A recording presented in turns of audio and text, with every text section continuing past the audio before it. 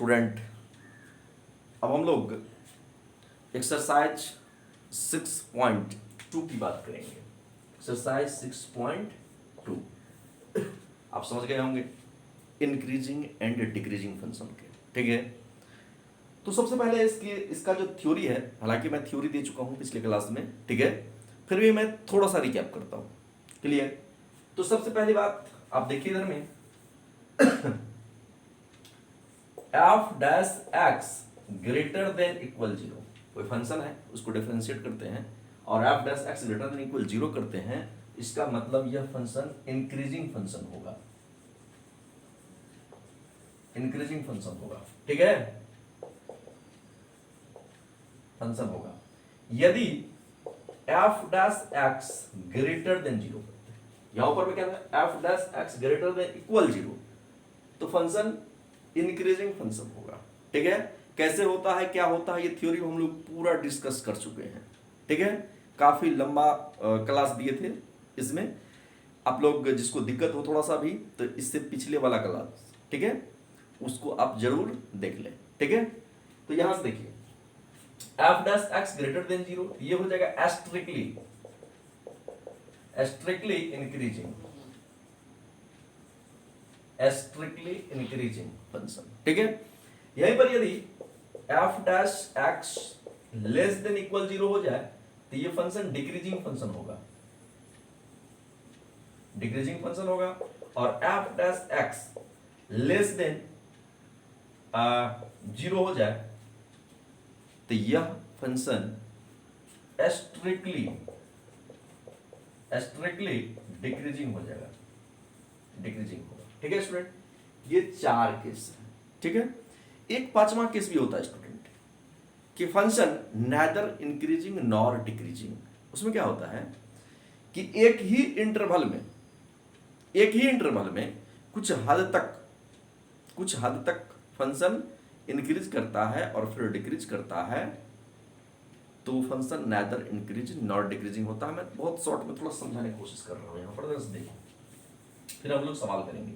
जैसे मान लो कि F x equal sine x है, ठीक है, तो हम लोग जानते हैं इसका ग्राफ कुछ ऐसा होगा, ठीक है। अब एक चीज देखो, ये पाई बाय 2 है, ये जीरो है और ये पाई है। यहां पर देखो गौर से, ये ग्राफ ऊपर चल रहा है, ये यहां पर, ठीक है, ये इंक्रीज कर रहा है, जीरो से पाई बाय 2 में फंक्शन इंक्रीज कर रहा है, जबकि पाई बाय 2 से पाई में फंक्शन डिक्रीज कर रहा है। तो यहां यदि हमसे पूछा जाए कि जीरो से पाई बाय 2 में फंक्शन इंक्रीज किया है, ठीक है, इंक्रीज किया है फंक्शन, इंक्रीज किया, ठीक है। अब देखो पाई बाय 2 से पाई में स्टूडेंट एक चीज नहीं भूलेंगे कि यहां हम क्लोज इंटरवल का इस्तेमाल किए, ठीक है। तो पाई बाय 2 से पाई में फंक्शन डिक्रीज किया है, लेकिन यदि हम बात करें जीरो से पाई की, तो ना तो फंक्शन इंक्रीज करेगा और ना फंक्शन डिक्रीज करेगा। मतलब फंक्शन इंक्रीज डिक्रीज दोनों किया है, लेकिन जीरो से पाई की यदि डायरेक्ट बात करते हैं, पूरे इंटरवल की बात कर दिया जाए, तो ना तो इसमें जीरो से पाई में यह फंक्शन इंक्रीजिंग होगा और ना ही डिक्रीजिंग फंक्शन होगा, ठीक है। इसलिए स्टूडेंट ये हो जाएगा नेदर इंक्रीजिंग नॉर डिक्रीजिंग। चूंकि आप देख लीजिए जीरो से पाई बाय 2 में फंक्शन इंक्रीज कर रहा है और पाई बाय 2 से पाई में फंक्शन डिक्रीज कर रहा है, इसलिए होल इंटरवल की यदि बात किया जाए जीरो से पाई का, तो ना तो फंक्शन इंक्रीज करेगा और ना डिक्रीज करेगा, ये एक बात है। अब हम दूसरी बात करते हैं इंटरवल का, क्योंकि इस चैप्टर में इंटरवल का बहुत बड़ा योगदान है, ठीक है। ये तो बातें हो गई कि कैसे किस में फंक्शन बढ़ता है, सॉरी इंक्रीज करता है, कैसे किस केस में फंक्शन डिक्रीज करता है, ये वो बातें हो गई। अब हम बात कर रहे हैं इंटरवल का। इंटरवल तो थोड़ा सा देखिए ये इंटरवल क्या होता है। इंटरवल ऐसे कहिए तो दो ही प्रकार का होता है, एक क्लोज इंटरवल और एक ओपन इंटरवल। क्लोज इंटरवल और एक होता है ओपन इंटरवल। लेकिन इसी इंटरवल का सब इंटरवल होता है, ठीक है। इंटरवल क्या होता है, क्लोज ओपन और ओपन क्लोज, ठीक है। इसी का एक और भाग होता है क्लोज ओपन इंटरवल, और इसका भी एक भाग होता है open close interval, interval student, ठीक है।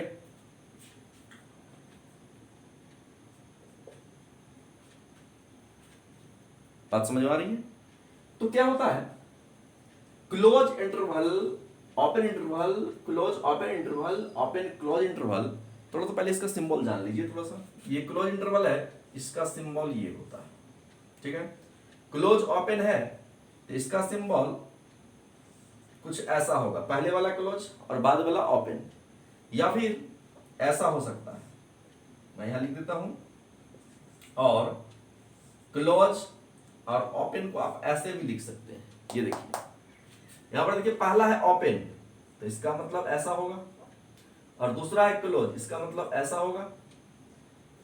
और ओपन जो है, ओपन को हम लोग ऐसे भी लिखते हैं, ठीक है स्टूडेंट। स्टूडेंट एक चीज जान लो, यदि इंक्रीजिंग डिक्रीजिंग फंक्शन में सवाल बनाना है और समझना है तो इंटरवल को समझना ही पड़ेगा, इसका दूसरा कोई रास्ता नहीं है। आप यहां से नहीं हट सकते हो, वरना आप आइडेंटिफाई नहीं कर पाओगे कि कौन सा फंक्शन किस इंटरवल में इंक्रीज करेगा, कौन सा फंक्शन किस इंटरवल में डिक्रीज करेगा।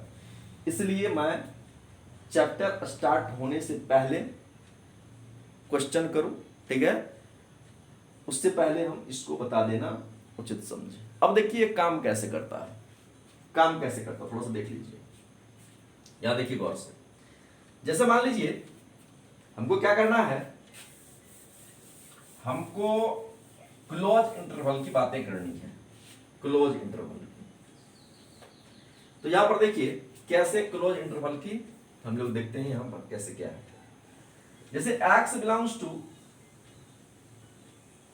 5 to 8, स्टूडेंट गौर से समझो, x बिलोंग्स टू 5 to 8। तो यहां क्या हो जाएगा, यहां ये कहना चाह रहा है कि इस इंटरवल में 5 भी शामिल होगा, 6 भी शामिल होगा, 7 भी है और 8, यानी कि 5 से लेके 8 तक का वैल्यू इसमें शामिल है। ये जो x है, x का वैल्यू 5, 6, 7, 8 है। ये क्लोज इंटरवल की कहानी है, ठीक है। यही चीज हम ओपन इंटरवल की कहानी, ओपन इंटरवल की बात करें, x belongs to open interval 5 to 8। Student एक बात बताओ, इसमें बोल रहा है ये कि 5 और 8 के बीच वाला बात, यहां बोल रहा था 5 से 8 तक, मतलब 5 भी शामिल है, 6 भी शामिल है, 7 भी शामिल है, 8 भी शामिल है, मतलब 5, 8 भी शामिल है इसमें, और उसके बीच का जो वैल्यू है वो भी शामिल है। ये जो आपका ओपन इंटरवल है, ये हो गई क्लोज इंटरवल की कहानी। क्लोज इंटरवल ये है आपकी ओपन इंटरवल। इसमें केवल 5 और 8 का बीच वाला नंबर जो है वही शामिल होगा। जैसे मान के चलिए मैं एक सिंपल बात करता हूं, सिंपल नंबर तो दोनों के बीच में बहुत है, लेकिन मैं केवल इंटीजर की बात कर रहा हूं। तो क्या हो जाएगा, यहां जो है केवल 6 और 7 पर बात नहीं होगी, क्योंकि 5 और 8 के बीच में इंटीजर की बात करें तो 6 और 7 ही है।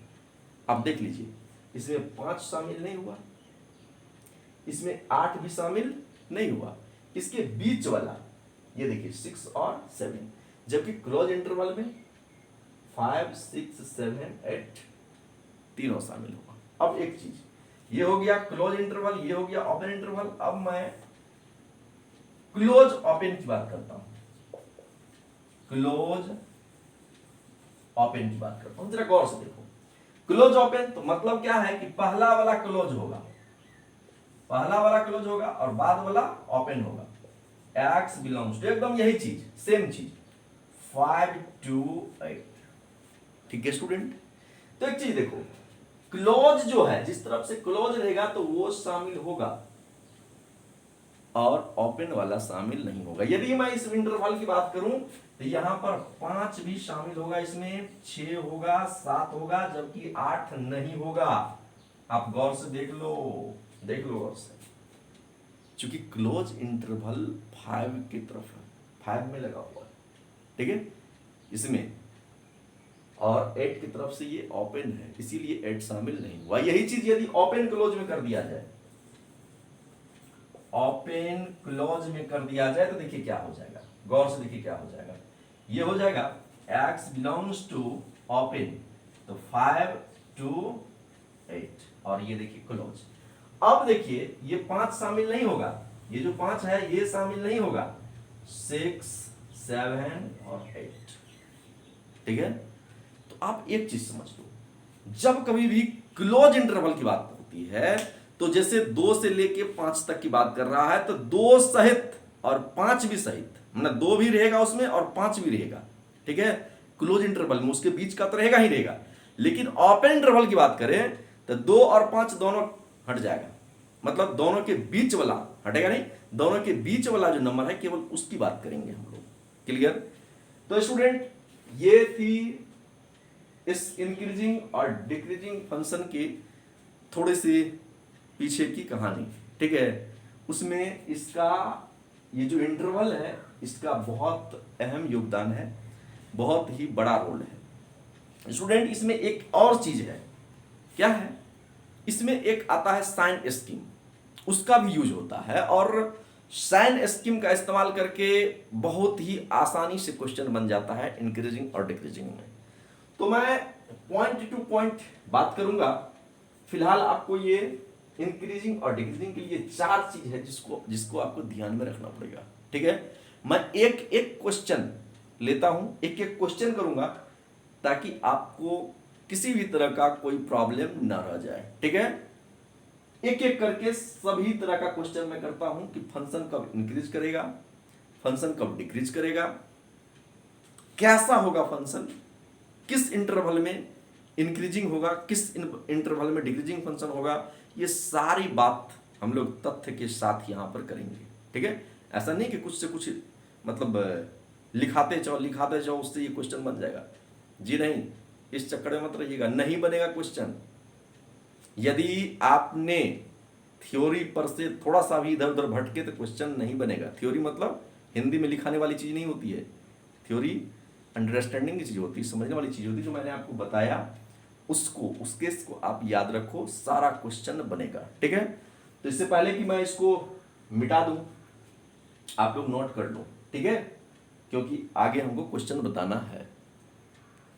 स्टूडेंट एक्सरसाइज 6.2 का क्वेश्चन नंबर 1 करते हैं। इसमें कहता है so that the function is given by this fx = 3x + 17, ठीक है। इसमें क्वेश्चन नंबर 1 जो है वो बोल रहा है fx = 3x + 17, फिर क्या है, कहता है in is strictly decreasing on r, कहता है ये स्ट्रिक्टली इंक्रीजिंग फंक्शन है।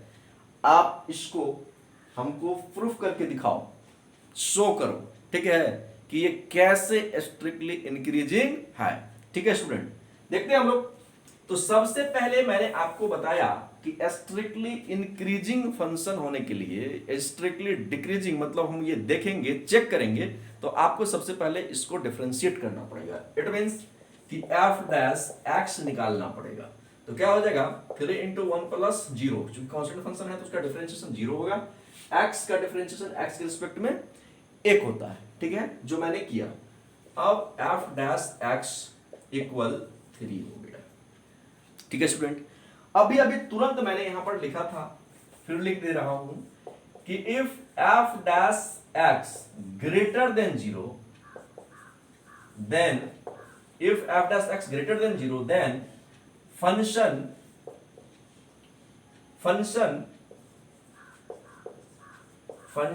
will strictly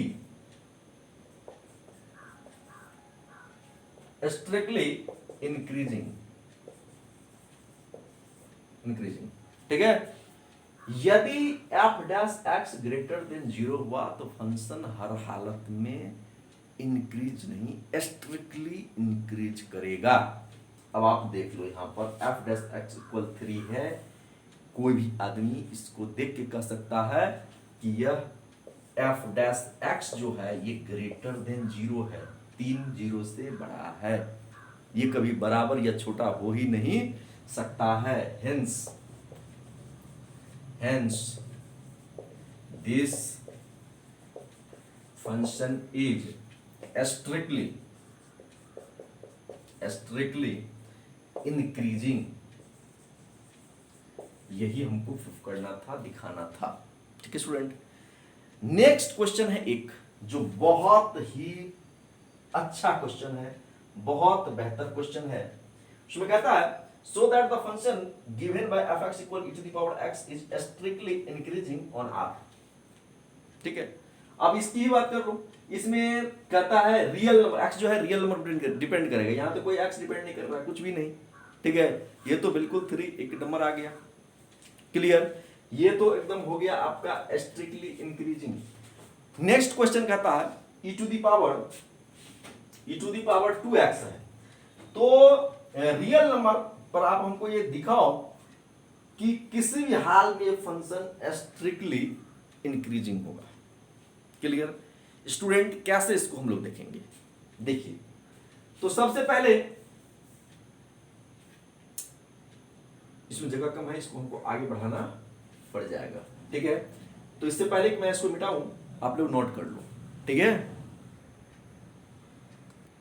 स्टूडेंट, बोल रहा है कि e to the power 2x जो है, क्वेश्चन ये बोल रहा है ये हर हालत में फंक्शन इंक्रीजिंग नहीं स्ट्रिक्टली इंक्रीजिंग होना चाहिए। ठीक है, तो हमारे पास जो स्ट्रिक्टली इंक्रीजिंग का कॉन्सेप्ट है उसको यहां पर लागू करेंगे। ठीक है, और तुरंत पता चलेगा कि ये फंक्शन इंक्रीज करेगा या नहीं करेगा, करेगा तो कहां करेगा, देखते हैं जरा सा।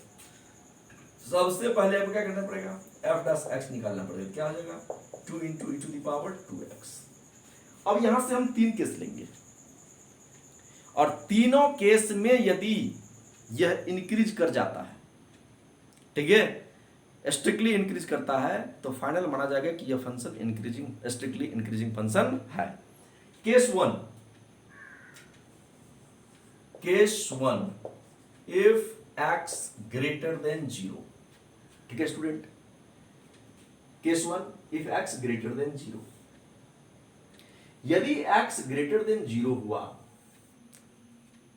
तो जाहिर सी बात है स्टूडेंट, यहां पर देखिए 2 into e to the power 2 या कुछ ऐसा होगा। ग्रेटर देन 0 लेंगे, हर हालत में ये पॉजिटिव होगा। कैसे पॉजिटिव होगा, जस्ट देखिए, e to the power 2x का यदि हम एक्सपेंशन लिखते हैं तो क्या हो जाता है 1 प्लस 2x प्लस 2x का होल स्क्वायर में फैक्टोरियल 2 प्लस 2x का cube by factorial 3 plus dot dot dot, ये कुछ ऐसा होगा।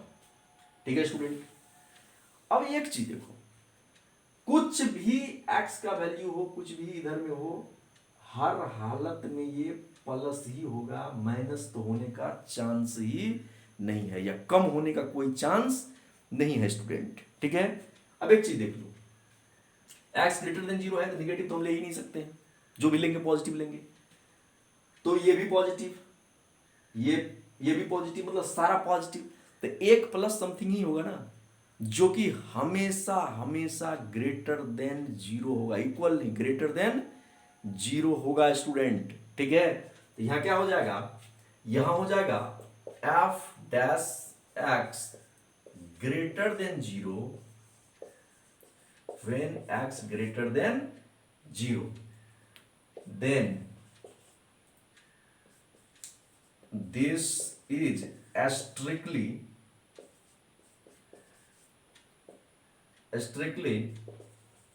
इंक्रीजिंग। ठीक है, ये स्ट्रिक्टली इंक्रीजिंग होगा। अब बात करते हैं इफ केस दूसरा if x less than zero, यदि हम एक्स लेस देन जीरो की बात करते हैं स्टूडेंट, तो क्या हो जाएगा, ये हो जाएगा f dash x equal to into e to the power -2x, मान लेते हैं ऐसा होगा। तो फिर इसको मैं लिख सकता हूं F dash x equal 2/e⁻²x। Student अभी अभी तुरंत मैंने यहां पर किया था, यहां हम कुछ भी e⁻, जो 2x है, इसका कुछ भी वैल्यू रखेंगे, ठीक है, ये हर हालत में हमको पॉजिटिव रिजल्ट देगा। क्लियर?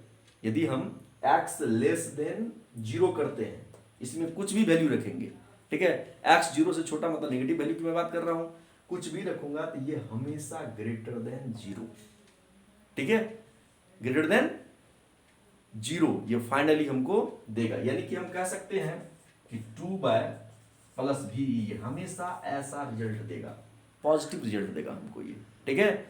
तो जाहिर सी बात है कि जब F dash x greater than zero होगा ही होगा, तो क्या हो जाएगा, फंक्शन हमेशा इंक्रीज करेगा। F dash x greater than zero, then function will be increasing, ठीक है जी।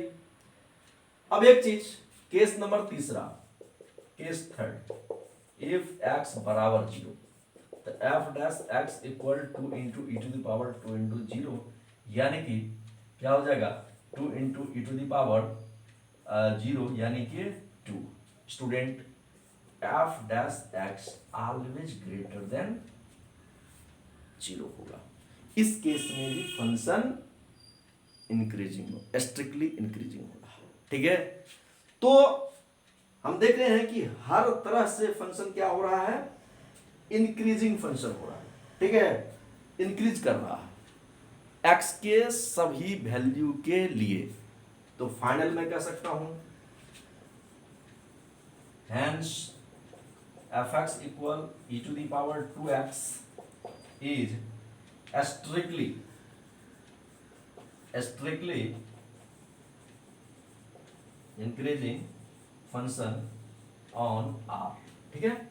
उसमें एक चीज ये समझने की आपको जरूरत है, ये e to the power 2x का एक्सपेंशन होता है, क्योंकि e to the power x का जो एक्सपेंशन होता है वो एक्सपेंशन होता है 1 + x + 2 प्लस x³ 3 x⁴ हालांकि आप इसको कैलकुलेट नहीं करेंगे, इसकी जरूरत भी नहीं है, मैंने आपको सिर्फ बताया कि यदि सब पॉजिटिव हो, इसमें x में एक में जोड़ना हो, सारा कुछ कैलकुलेट करके ये कुछ ना कुछ पॉजिटिव रिजल्ट देगा, ठीक है। और उसको यदि एक में जोड़ेंगे तो पॉजिटिव ही होगा, वो निगेटिव तो होने का तो कोई चांस नहीं है। और इसी कॉन्सेप्ट का यूज यहाँ पर किए हैं, यदि e to the power x का हम निकाले एक्सपेंशन, तो यहाँ भी पॉजिटिव ही आएगा, एकदम सेम देख लीजिए, इसी का यूज किए यहाँ पर, ठीक है। और जीरो किए, ये तो ऑलरेडी आ रहा है पॉजिटिव, मतलब कि हर हाल में यह फंक्शन स्ट्रिक्टली इंक्रीज कर रहा है रियल नंबर पर, ठीक है। ये हमने दिखाने का कोशिश किया है। यहाँ पर 2 है लगा हुआ, कोई दिक्कत नहीं, आप यहाँ 2 से इसको मल्टी, यहाँ यदि 2 लगाते हो आप यहाँ भी 2 लगा दो, कोई दिक्कत वाली बात नहीं है, तब भी बड़ा ही होगा, छोटा थोड़ी हो जाएगा, ठीक है। इस तरह से आपका जितना भी क्वेश्चन है सारा क्वेश्चन बन जाएगा यदि बारीकी से आप इसको देखते हैं तो। इसमें नेक्स्ट क्वेश्चन है, और भी क्वेश्चन सब है इसमें जैसे अब बोल रहा है कि so that the given function by fx equal sin x is strictly increasing in interval 0 से π/2, ठीक है स्टूडेंट। इससे पहले कि मैं इस क्वेश्चन नंबर 3 पर जाऊं, आप इसको नोट करो, ठीक है, क्योंकि हमको इसको मिटाना, ठीक है स्टूडेंट। क्वेश्चन नंबर 3 है, कहता है कि fx इक्वल sin x है, तो स्ट्रिक्टली इंक्रीज करेगा फंक्शन किसमें, 0 से π/2 में, स्ट्रिक्टली डिक्रीज करेगा किसमें, π/2 से π में, और नेदर इंक्रीज नॉट डिक्रीज करेगा 0 से π में। अब देखिए मैं इसको बारीकी से समझाता हूं, समझिए। सबसे पहले क्या करेंगे, एफ डैश एक्स निकालेंगे। क्या हो जाएगा स्टूडेंट, साइन एक्स का डिफरेंशिएशन कॉस एक्स, ठीक है, कॉस एक्स हो जाएगा। अब हमको दिखाना है कि ये एफ डैश एक्स जो है ये पॉजिटिव होगा किसमें, 0 से π/2 में। अब चलो मैं आपको थोड़ा सा बता रहा हूं, अब देखो गौर से देखो, ये 0 डिग्री, ये π/2, ये पाई, ये 3π/2 और ये 2, ठीक है स्टूडेंट। आप लोग जानते होंगे कि ये जो फर्स्ट क्वाड्रेंट है, ये जो फर्स्ट क्वाड्रेंट है, इसमें ऑल पॉजिटिव होता है, ऑल पॉजिटिव होता है। इसका मतलब है कि ये कॉस भी पॉजिटिव होगा, ठीक है, ये कॉस भी पॉजिटिव होगा, क्लियर। तो फर्स्ट क्वाड्रेंट में ऑल पॉजिटिव होता है, कॉस भी पॉजिटिव हुआ, इसका मतलब क्या हुआ, इन फर्स्ट या इन इंटरवल 0 से π/2 cos x is always positive, hence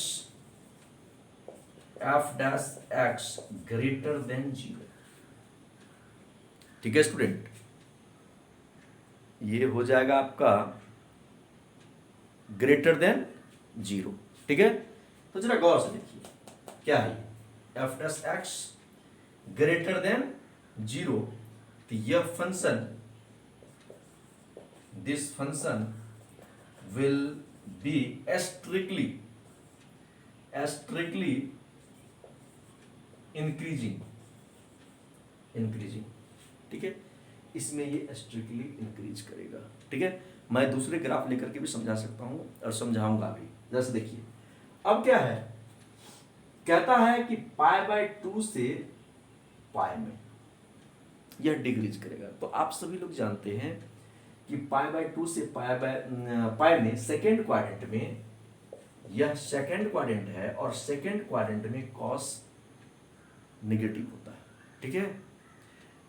second quadrant में जब कॉस निगेटिव होता है तो जाहिर सी बात है, यहां मैं लिखता हूं इन इंटरवल क्या, π/2 से पाई cos x is negative, hence f dash x less than 0, इसमें ये नेगेटिव होता है, ठीक है। तो क्या हो जाएगा, लेस देन 0। तो फंक्शन विल